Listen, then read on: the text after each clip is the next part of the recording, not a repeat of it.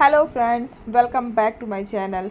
तो आज मैं आपके साथ शेयर करने वाली हूँ कुछ बहुत ही अमेजिंग से किचन हैक। तो प्लीज़ वीडियो पूरी देखिएगा। तो चलिए शुरू करते हैं।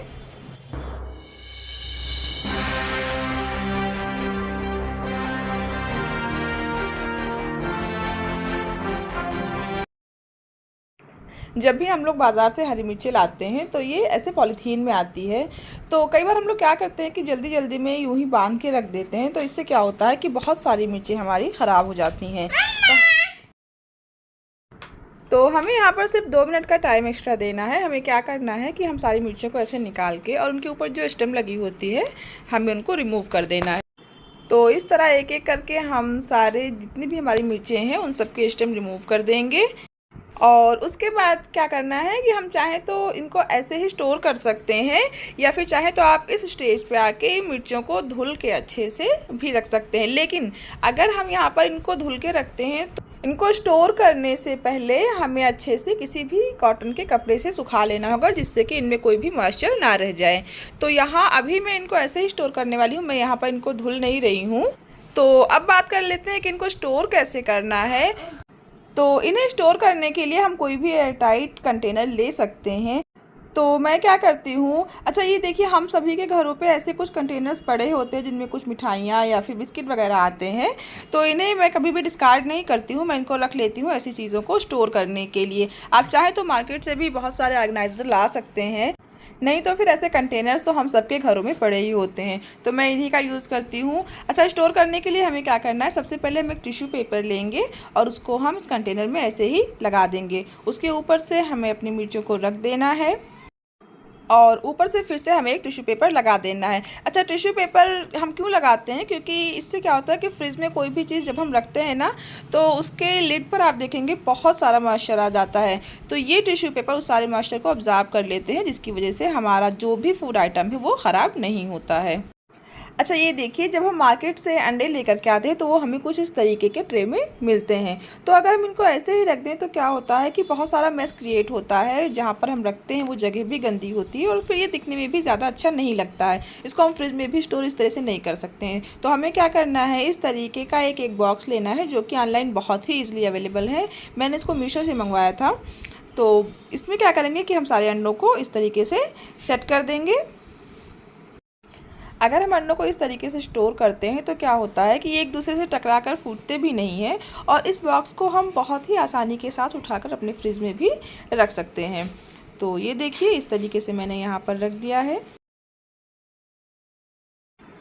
अच्छा, हम सभी के घरों में ऐसी चाय की छन्नी तो होती ही है, और क्या होता है जब हम काफ़ी टाइम तक उसको यूज़ करते रहते हैं तो ये देखिए किनारे पर इस तरीके से कुछ ब्लैक ब्लैक सा जम जाता है। अब इस स्टेज पर हम चाहें तो इसको डिस्कार्ड कर सकते हैं, और अगर चाहें तो बस थोड़ा सा एफर्ट लगाकर हम इसको फिर से अपने यूज़ करने लायक बना सकते हैं। हमें ज़्यादा कुछ करना नहीं है।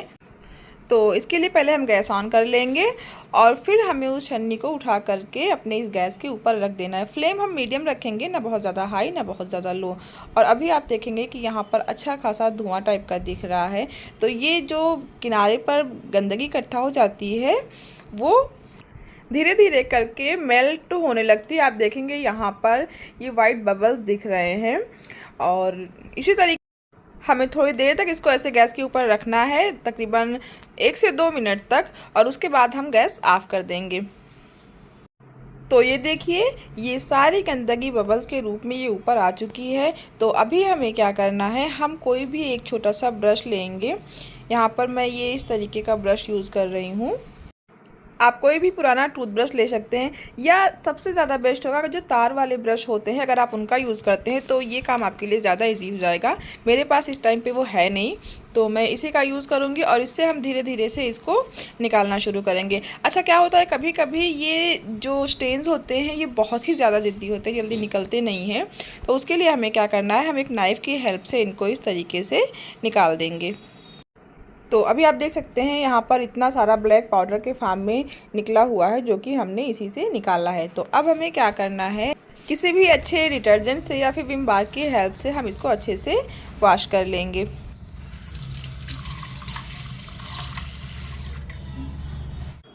और अभी आप देखिए नीचे वॉश बेसिन पर कितना सारा ब्लैक ब्लैक सा गिरा हुआ है। तो मैं आपको यहाँ पर सजेस्ट करूँगी कि आप तार वाले ब्रश का ही यूज़ करें, तो ये काम ज़्यादा इजी हो जाएगा। मुझे इसमें थोड़ा सा ज़्यादा टाइम लगा ब्रश की वजह से, लेकिन फिर भी ये अच्छे से साफ़ हो गया है। तो अभी आप देख सकते हैं कि हमारी ये छन्नी काफ़ी हद तक साफ़ हो चुकी है और अभी हम इसको कुछ दिनों तक और बहुत ही आराम के साथ यूज़ कर सकते हैं।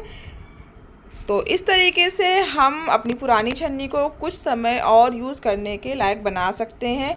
तो आप भी इस ट्रिक को यूज़ करिए और अपनी पुरानी छन्नी को थोड़ा और ज़्यादा टाइम यूज़ कर लीजिए।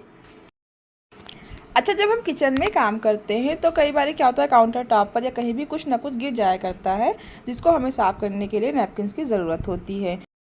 तो उसके लिए भी यहाँ पर एक छोटा सा जुगाड़ है। ये देखिए, यहाँ पर मेरी एक पुरानी बेडशीट पड़ी हुई थी, जिसका थोड़ा सा ही पार्ट बचा हुआ है, बाकी का मैं पहले ही यूज़ कर चुकी हूँ। तो हम क्या करेंगे कि इसके छोटे छोटे से पीस काट लेंगे। साइज़ आप अपने ज़रूरत के हिसाब से ले सकते हैं। मैंने स्क्वायर शेप में ऐसे काट लिया है इसको। और अब इसी तरीके से हमें बहुत सारे पीस काट लेने हैं। यहाँ पर ये देखिए, मैंने कुछ इस तरीके से इतना निकाल लिया है यहाँ पर। और अब हमें इसे किसी भी बॉक्स में, किसी कंटेनर में या फिर कोई भी छोटी सी बास्केट हो जो कि अपने किचन में यूज़ करते हो, वहाँ पर हमें रख लेना है। तो मैं अगेन यहाँ पर फिर से वैसे ही एक कंटेनर का यूज़ कर रही हूँ। आप देख सकते हैं मैं क्या करूँगी कि सारे पीसेस को इसी में अच्छे से अरेंज कर लूँगी। ये देखिए, यहाँ पर मैंने इस तरीके से रख लिया है। और अभी आप इसको अपने किचन में किसी भी जगह पर रख सकते हैं जहाँ पर इसे आप आसानी के साथ यूज़ कर सकते हैं। तो जब भी हमारे काम करते टाइम कुछ भी थोड़ा बहुत गिर जाए काउंटर टॉप पर या कहीं भी, तो हम बस इसका एक पीस निकालेंगे और इसी से हम उसको अच्छे से साफ़ कर देंगे। आप चाहे तो इसको एक दो बार वॉश करके रीयूज़ भी कर सकते हैं, या फिर आप चाहे तो इसको ऐसे भी यूज़ करने के बाद फेंक सकते हैं, क्योंकि ये ऑलरेडी वेस्ट ही है हमारे लिए, तो आप इसको आसानी के साथ फेंक भी सकते हैं। तो इस तरीके से हमारी पुरानी पड़ी हुई बेडशीट का भी यूज़ हो जाएगा और हमें किचन के लिए बहुत ढेर सारे नैपकिन्स लेकर के अलग से रखने की ज़रूरत भी नहीं पड़ेगी। अच्छा, ये देखिए, कई बार क्या होता है ना कि गैस जब हम ऑन करते हैं तो वो पूरी तरीके से जलता नहीं, कुछ इस तरह से होता है। इसका रीज़न क्या है कि कई बार जब हम खाना बनाते हैं या फिर हम कोई चीज़ फ्राई करते हैं तो बहुत सारा ऑयल साइड से होते हुए हमारे बर्नर पर भी आकर के गिर जाता है, तो जिसकी वजह से क्या होता है कि जो हमारे बर्नर के होल्स होते हैं वो ब्लॉक हो जाते हैं। तो इसको साफ़ करने का भी एक बहुत ही आसान सा तरीका बता रही हूँ आपको। आपको क्या करना है कि किसी भी बर्तन में थोड़ा सा ल्यूकवार्म वाटर ले लेना है और उसके बाद हमें तकरीबन 3 से 4 चम्मच तक उसमें हमें विनेगर डाल देना है। 1 चम्मच हम लेंगे बेकिंग सोडा जो कि इसमें डालेंगे, और उसके साथ हमें ले लेना है कोई भी डिटर्जेंट जो हम अपने घर में यूज़ करते हैं। 1 चम्मच यहाँ पर हम वो भी डाल देंगे और हम इन तीनों चीज़ों को अच्छे से मिक्स कर लेंगे। और अब हमें अपने गैस के बर्नर को कुछ देर के लिए इसी में सोख करके रख देना है। तकरीबन 10 मिनट तक हम इसको ऐसे ही रहने देंगे और 10 मिनट के बाद हम इस बर्नर को पानी से निकाल करके किसी भी ब्रश की मदद से अच्छे से साफ़ कर लेंगे। उसके बाद हम इसे साफ़ पानी से धुल देंगे और इस तरीके से ये हमारा बर्नर अच्छे से साफ़ हो जाता है। धुलने के बाद इसे हम थोड़ी देर के लिए धूप पे रख देंगे, जिससे कि इसमें जो भी अंदर पानी है वो सूख जाए। और अब हम इसको अपने गैस स्टोव पर फिर से लगा देंगे। तो अब हम इसको जला करके देखते हैं और ये देखिए, अब ये बिल्कुल सही से जल रहा है, फ्लेम भी बराबर से आ रही है। तो इस तरीके से आप भी अपने गैस का बर्नर खुद से ही अच्छे से साफ़ कर सकते हैं। अच्छा, ये देखिए कि हम लोगों के घरों में ऐसा लोहे का तवा तो ज़रूर होता है। तो क्या होता है कि जब हम उसको धुलते हैं तो इसके बीच में कुछ ना कुछ पानी ऐसे ज़रूर रह जाता है। तो धुलने के बाद कभी भी हमें तवा को इस तरह से नहीं रखना है। अगर हम ऐसे रखेंगे तो ये जो पानी यहाँ पर इकट्ठा है इसकी वजह से रस्ट लग जाता है। हमें इसे हमेशा ऐसे स्टैंडिंग पोजीशन में ही रखना है। तो मैं इसके लिए क्या करती हूँ, मेरा जो यूटेंसिल स्टैंड है मैं इसको धुलने के बाद ऐसे वहीं पर लगा देती हूँ, जिससे कि इसका सारा पानी ड्रेन आउट हो जाता है और यहाँ पर रस्ट जैसी कोई भी प्रॉब्लम नहीं होती है। अच्छा, जब कभी भी ऐसी पत्तेदार सब्जियां हम घर पर लाते हैं तो उन्हें कभी भी इस तरीके की बास्केट में या फिर किसी भी छन्नी में रख करके वॉश ना करें। इससे क्या होता है कि वो जो सब्जियां हैं उसमें डस्ट लगे रह जाते हैं। तो इसके लिए हमें क्या करना है, हम कोई भी एक बड़ा बर्तन ले लेंगे और फिर हम उसमें पानी भर लेंगे। अब उसी पानी में सारी जो हमारी पत्तियां हैं या कोई भी वेजिटेबल है, लीफी वेजिटेबल, तो उसको हम डाल करके इस तरीके से अच्छे से वॉश करेंगे। और फिर उसको हम पानी से निकाल करके इस तरीके की किसी छन्नी में रख देंगे, जिससे कि जो एक्स्ट्रा पानी है वो नीचे से निकलता रहे। तो अभी आप देख सकते हैं यहाँ पर कितना सारा गंदा पानी है जो कि इससे निकला हुआ है। और देखिए जब हम यहाँ पर पानी गिराएंगे तो आप नीचे देखेंगे कि यहाँ पर काफ़ी सारा डस्ट इकट्ठा हो गया है।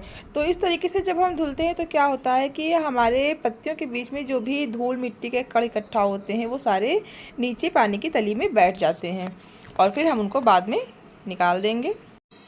तो इस तरीके से वॉश करने पे हमारी पत्तियों के बीच में कोई भी डस्ट नहीं रह जाता है। आप ये प्रोसेस 2 से 3 बार रिपीट कर सकते हैं, जिससे कि ये पूरी तरीके से साफ़ हो जाएगा। तो आज के लिए बस इतना ही, फिर मिलेंगे किसी नए वीडियो में।